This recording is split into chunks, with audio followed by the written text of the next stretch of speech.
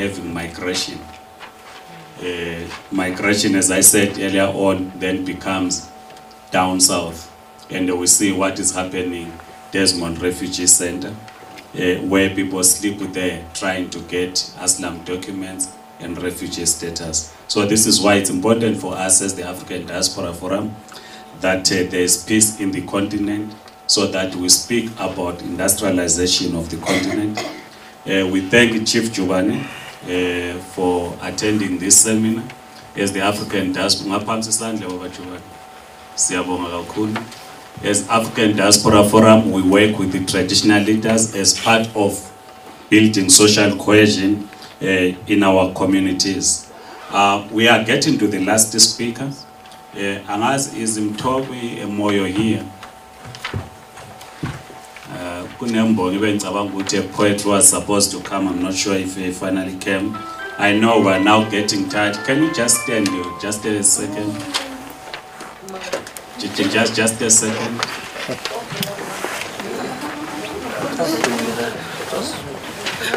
Thank you. We can take a seat.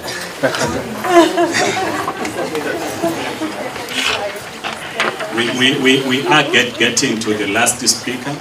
Then we open the discussion where we have comments. We have 10 questions before we break for lunch. We are honored to have Dr. Brown Maba from the Heritage and Research. He's a consultant. Unfortunately today, the chairperson of the African Diaspora Forum is not here because there's another event that is happening where the President of the Republic is speaking. We work every year with the Gauteng Department of Sports and the Arts. They recommended that Dr. Brown Maba, instead of going where the President is, he should come and grace our occasion. Some of our leaders in the ADF, they have gone to attend that event, and also some artists from the migrant community led by our very own MC Gwaza, they've gone there. Dr. Maba, please.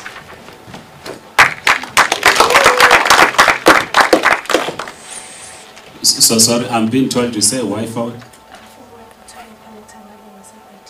I'm told that if you need Wi-Fi, you go. The LED will assist you if you need to be connected. But let's just hear what the doctor said, so that you don't disrupt it. Then you can connect. Thank you so much.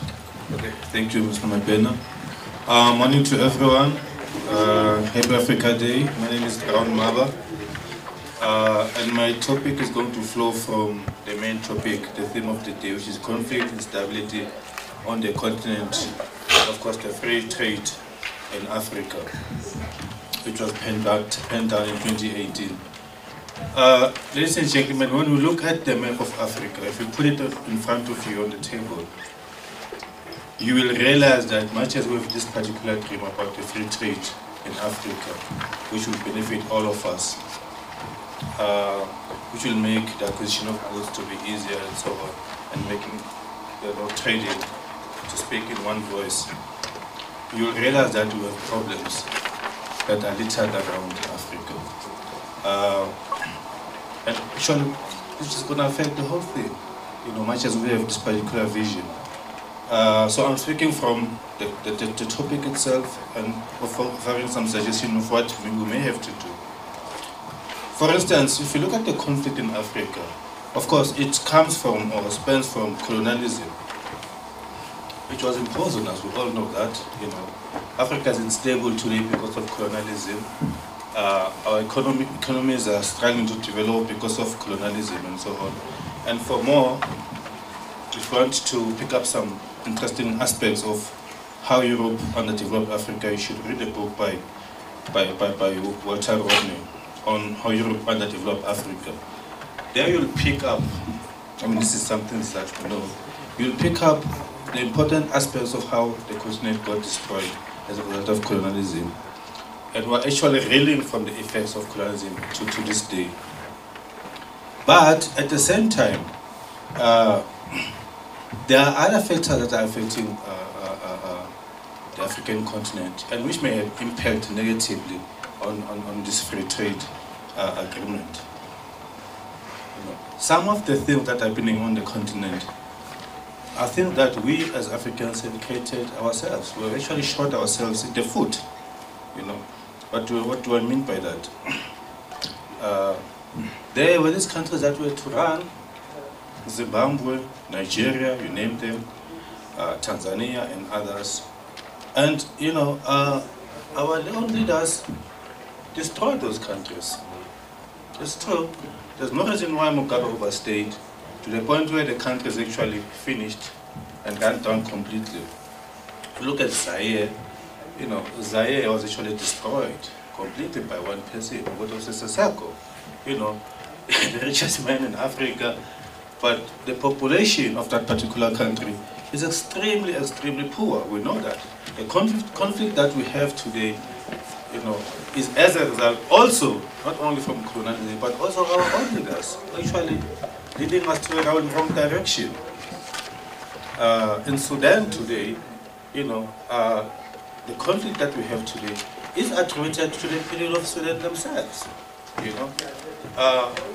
Everybody wants to run the country, the military wants to run the country, the paramilitary wants to run the country. It's all about power, you know, and the country is just eating itself.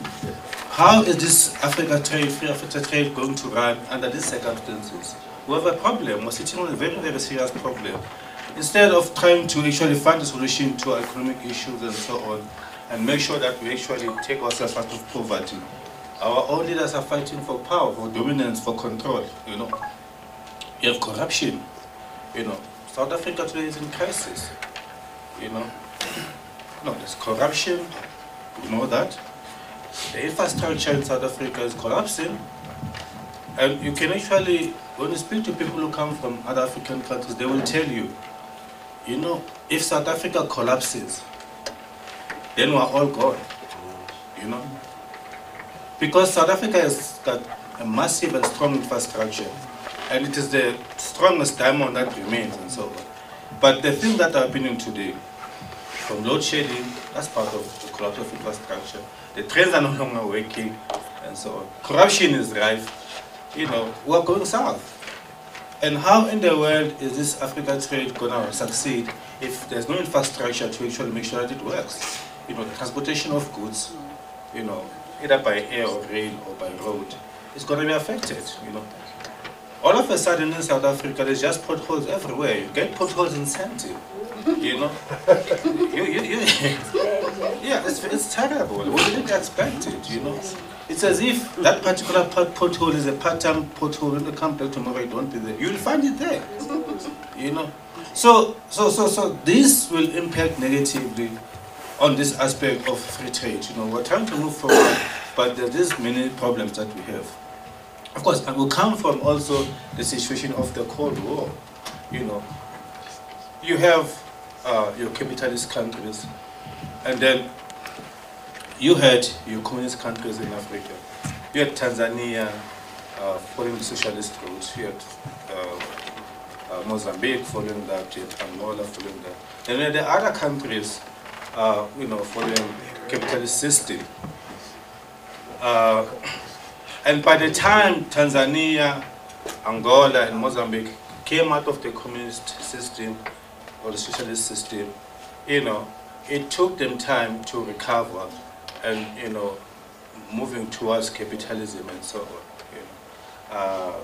Zaire is another case, you know, because Mobutu Sese Seko was a puppet of the West there, you know, and even though he can claim to be, you know, anti-communism or anti-socialism and so on, but we know that he was a dictator and actually, you know, faced the resources of the country to his own benefit. I mean, he's one of the richest men in Africa, even if he's dead. So you had those things, those particular conflicts that are actually going to have an impact on African trade. And then you look at countries like Tanzania. But Tanzania, you know, Ujamaa failed. There's a lot of literature about why Ujamaa failed and so on and so forth. But by the time the country tried to move forward, you know, it was struggling to come out of it and so on. There's sources that you can read on Ujamaa. There's a book called Beyond Ujamaa and many, many others that you can read. But this crisis is creating problems for the future, for the rest of us in the African continent. And actually, we need to go beyond that to see what we can do in order to solve these particular issues. So the implications of the state of Africa impacts directly, to this free trade area, as penned down in 2018 by the four countries that actually signed for that. Moreover, the countries that didn't or do not want to be part of this, they themselves are creating problems for the rest of this vision, simply because, if Nigeria, for instance, is not part of it, how do you transport goods from South Africa to Egypt, let's say by rail? If probably have to go through Nigeria and so on, but Nigeria is not part of it. So that kind of situation causes a lot of conflict and problems for this particular vision. So this is very problematic. And of course, I've got some suggestions of how we can move forward. And some of the things I think that you guys are also thinking about. And one of the things that needs to be considered, or that we need to think about deeply, is, African Union needs to be very effective in its work. The founding fathers of the Organization of African Unity, when they sat down and worked towards the unity of Africa, they were serious about it because they realized, we need to unite in Africa as Africans to work together and so on. But as I said to you, and as we all know, there's been a lot of things that have been happening which destabilize all that. Apartheid in South Africa, amongst other things, and all sorts of things, freedom of Zimbabwe, 1980, and so on. So the African Union really needs to a very, very instrumental tool in ensuring that these particular things that we want to drive are driven and are driven properly. Another aspect that needs to be considered for this African continental trade to work properly, we need stable democracies in our countries. If a country is not stable democratically and otherwise, nothing is going to move. I mean, as I said to you, all of a sudden with the conflict in Sudan, we didn't expect this to happen. Of course, there was a coup, al-Bashir was kicked out and so on and so on. And, and suddenly the two people who kicked him out are now fighting amongst themselves. We are now going to have civilian rule in Sudan. By the time things stabilize 4 or 5 years down the line, Sudan would have lost its manpower, intellectuals, academics, entrepreneurs, business people would have left Sudan. It means Sudan will have to start all over the show. As you put it, Doc, already we have 2 Sudans. We have the South Sudan and Sudan. In the past you only had Sudan. But thanks to tribalism and ethnicity and so on, we now have 2 Sudans, South Sudan and Sudan. So these particular aspects are problematic for our democracy. We do not know what's going to happen in South Africa when it comes to elections 2024. It's a democratic country and so on. But what if the ANC loses power next year and people are refusing to leave? And the army takes over the country, and now we have a conflict within the conflict. It happened in Zimbabwe. Mugabe refused to leave, and there was a round of elections and so on, and Changarai was now out in the cold, later on was brought on back and so on. And so Zimbabwe is where it is today, simply because of these internal conflicts and so on. There is no stability in our countries, and it's affecting the politics of the stomach, because this free trade Africa is meant to address the politics of the stomach, that we work collectively to actually maximize our power as Africans. We come together as one bloc and so on. So, stability in our countries, is very, very important. Up to so far, and in many ways, the country that has been fairly stable, democratic-wise, since 1960 is Botswana. The rest of us are actually, are unstable. We have a coup there. There's despots here and there, and so on and so on. Elections are being rigged, and so on and so on. And that, affects the people on the ground.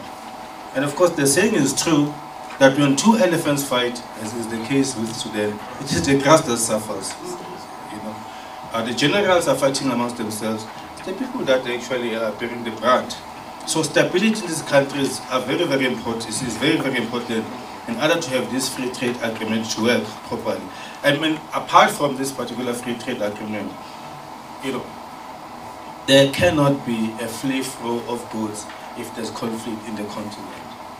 You know, if Zimbabwe is at war, you know, how do you transport things from one country to another? You have to go through the borders of Zimbabwe or Lesotho and so on. You can't. You know, it becomes problematic. You know. And I also want to stress that in order for us to have a stable Africa, all citizens must be accountable to the government, irrespective of social status. It can't be that there can be one law for one section of the society and another law for another section of the society. We are all accountable to the government, and we're all supposed to be governed by the rules and laws of the country. You know, if there are people that cannot be arrested in the country, then who should be arrested on their behalf? And why should I be going to prison and so cannot go to prison? You know, so accountability by all citizens is very, very important, and that should actually apply across the board. What we need to work against as Africans is the issue of brain trade. As I've mentioned to you, we go to London, we go to the US, we go to Canada, we go to Australia and so on. That is where our economics are sitting. This is where our writers are based. This is where our academics live. You know, why should they live in Africa, which is unstable? You know, why should people live in Sudan when the country is on fire, when the country is burning? When I can offer my skills at in one of the universities in the US, so I can go to Harvard and so on and offer my skills there. Why should I remain in the country and watch as my children are killed? Or why should I remain there until I get killed? I pack my bags and I leave. You know. So the more our countries are stable, the better things will be for the Africa trade. You know, because all our intellectuals will come back and say, no, I want to serve the African continent. Things are peaceful now. As we speak now, if you're a Sudanese and we are planning to come back to Sudan, and you're sitting in the US, you say to yourself, I can't go there. Why should I go there? You remain in the US, you know, and in the end, you probably die in the US and you share and say, hey, we don't even know the Sudan anyway. We grew up in the US and we will remain there. I mean, we know of many exiles who never came back to South Africa because they were not certain what was going to happen post-1994.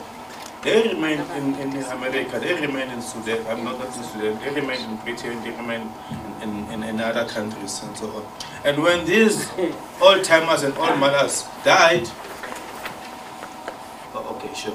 when these old-timers and old-mothers died, their children had barely set foot in South Africa. They grew up in the US and they said, you know what, we can't go back there. The people that know South Africa and so on were these people. We've never been to South Africa and so on. We are Americans who remain in the US. That's why in the US you will find a Simelane or a Maba who's never been to South Africa but has a surname that originates from South Africa. It's the parents that live there and the children never connected with South Africa and so on. So there just is no way, practically speaking, in which we can remain in this particular continent if the continent is on fire. You know, at the end of the day, a human being naturally protects his eye. But a human being will try to protect his eye first, and then will actually deal with the other situations. So that's the problem. The problems that we're facing are creating all these problems. We need to work against xenophobia, ethnicity, tribalism, and so on. That we need to fight against concrete. We will all remember the xenophobic situation in South Africa that keeps on flaring up and so on. But I'll take you also back to the 80s in which 3 or 4 times, we know the Ghana must go movement from Nigeria. Yes, in which Nigerians expel the Ghanaians 3 or 4 times, thousands of them, to leave their country because they are cornering the economy, and so on and so on. We need to fight against that. That's very, very important. Look at the Pan-African Parliament today. It is paralyzed simply because we are divided along the lines of francophone and anglophone. You know, it's just not working for us. You know, we have internalized tribalism so much that we cannot live without it. You know, you'll find in South Africa a sticker written 100% Zulu. What's that? I mean, for God's sake, is there someone who can be 100% Zulu, 100% Venda? Nonsense. This is stereotypes and actually perpetrating tribalism in a big, big way. You know, you may not be aware of that, but it has an effect. You know, our history is very important. Teaching of African history in schools is very, very significant and important. You know, in order to build this particular continent. You know, for instance, you know, the history of the Jews. The Jews will put it into your head that we went through hell during the Hitler time. They have museums in place. They emphasize this history and so on. And we have come to know about it, but we know less about our own history and the importance of our history. For instance, not so many people, we may take it for granted, but there are many South Africans who don't understand that the Zimbabweans that live in the south, Abantu Baga, Lobengula, and Mziligazi, come from South Africa 200 years ago. And they would say, but how come Zimbabweans speak Zulu? And we say, but no, these people are people who ran away from Shaga. 200 years ago, they said, what? I'm saying, yes. And if you look at the textbooks that are used to teach isiZulu in Zimbabwe, it's not Ndebele, it's actual Zulu. You know. So our people don't know about this. Our people don't know about the Lozi people. The Lozi people who live in Zambia actually originated from South Africa in the era of Northwest. And they migrated to Zambia around 1835. And those people, if you speak Setswana, of course now their language is mixed, you know, it's low, it's a bit of Tswana and a bit of mixture of Zambian languages. But if you speak in Setswana, they'll say, speak, I can hear you. You know. So that's the kind of history that needs to be emphasized in order to bring about one Africa and so on. We're already moving towards a situation whereby Swahili is now going to be taught in many African countries and schools and so on. That's the direction that we have to be taking. You know. At least now we can sing in one voice. And we know where Swahili comes from. You know, the coastal line people from Tanzania and so on. And Nyerere said he wanted to do something about it, to actually spread the importance of Swahili. And it worked in Tanzania. And now that it's going to be taught in South African schools and in other countries, it's going to be adopted as well, Swahili. That's the direction we should be taking. And this will speak to the whole theme of African free trade. Remember, Swahili was the language of trade. Now, if you adopt Swahili as all Africans, this free trade that we're talking about will work easily because we'll be able to communicate in one or similar language. We'll have a sense of how this whole thing works and so on. And I want to say to you that in the end, in Africa we'll have one currency. In the end. And that will benefit this free trade arrangement. You know. And in the end, there will be a borderless Africa again. You know, it's not a joke. Before the Berlin Conference of 1884, in which Africa was divided, Gamina, Gawena, Gawena, there were no borders. There was a seamless movement of people and so on. The borderless Africa, it may not happen in our lifetime, will be forced upon us because of migrations and so on. You know. The more there's instability in Sudan, the more people are forced to move to the neighboring countries, Chad and so on. You cannot do anything but to accept those people, you know. The more there's conflict in Zimbabwe and people move, like 4 million Zimbabweans in South Africa, there's nothing you can do because these people are actually being forced to move. So a border as Africa, whether we like it or not, will eventually be there. Whether it's 200 years later and so on. But the starting point will be one currency, you know. That will be followed. Not in our lifetime. Border as Africa. No, thank you.